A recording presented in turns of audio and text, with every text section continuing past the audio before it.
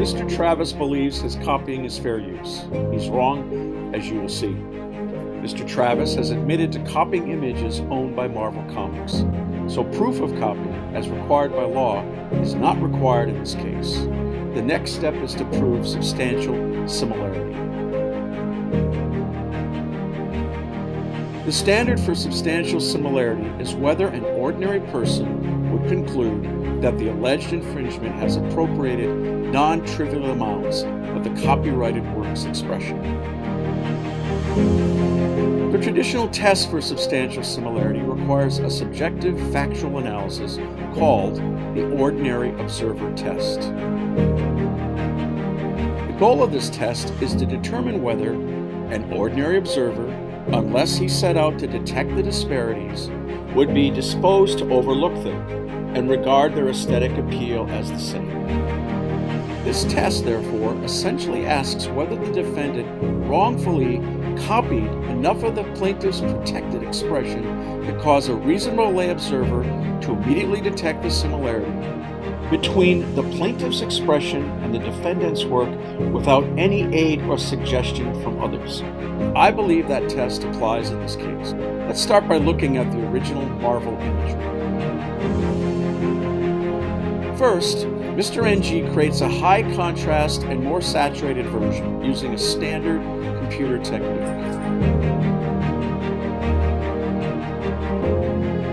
Notice also how the defendant blocks out the accompanying indicia of source. Isn't this the thing that got Mr. Coons in trouble? By removing the copyright notice on the postcard photo by Mr. Rogers.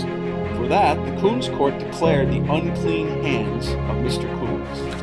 This similar removal by Mr. Travis NG will result in plaintiff declaring Mr. Travis NG's unclean hands.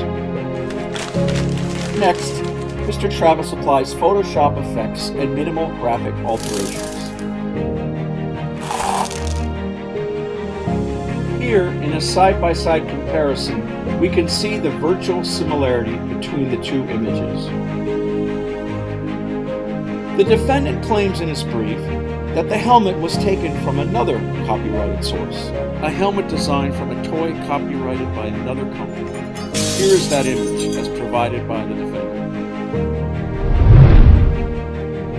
The defendant states the following goal in his brief. I believe by capitalizing on the gray area of fair use, I can effectively create a pop art poster website that sells pop art, comic book posters that take a slight reference from the comic book industry characters. Such an admission makes it hard for the defendant to make his fair use defense. As we know, a for-profit intention weighs against a claim of fair use. To his credit, the defendant states his process honestly in his brief, stating, I focused on creating a pop art themed poster and combined the techniques of Coons and Warhol for using existing material and not really changing anything except color and perhaps the size of the original piece.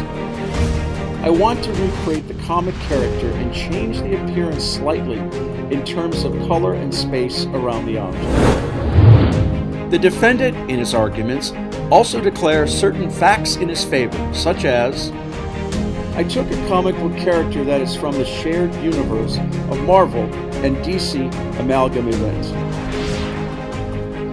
The defendant seems to imply that by two comic book companies combining their respective protected imagery into a new image, that result is less protected by a downstream user such as defendant.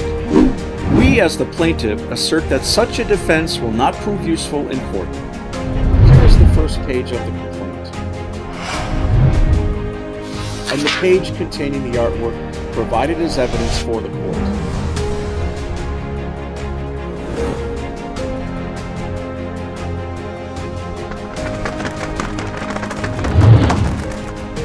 Defendant, by his own admissions, has copied artwork created by a corporation or corporations. Defendant does not claim any permissions or licenses from these entities. Therefore, it can be presumed no license was sought or granted. Defendant, by his own admissions, seeks to commercially profit from his derivative work. A work derived almost entirely from the original work. regardless of whether multiple parties previously combined their creative efforts to produce the infringed work. Defendant, to his credit, also states that his modifications were minimal, largely a size change, color alterations, contrast additions, and the sharpening of lines. Therefore, defendant will not prevail in a claim of protected transformation. Additionally, any claim of parody, although not currently made by defendant, will fail due to the fact that there is no commentary or criticism of the prior work. Finally, defendant's willful removal of plaintiff's authorial indicia will likely cause the court to find that plaintiff's hands are unclean, leading to disfavor in the eyes of the court, which will enhance the likelihood of defendant's liability and possibly increase the damages awarded. In other words,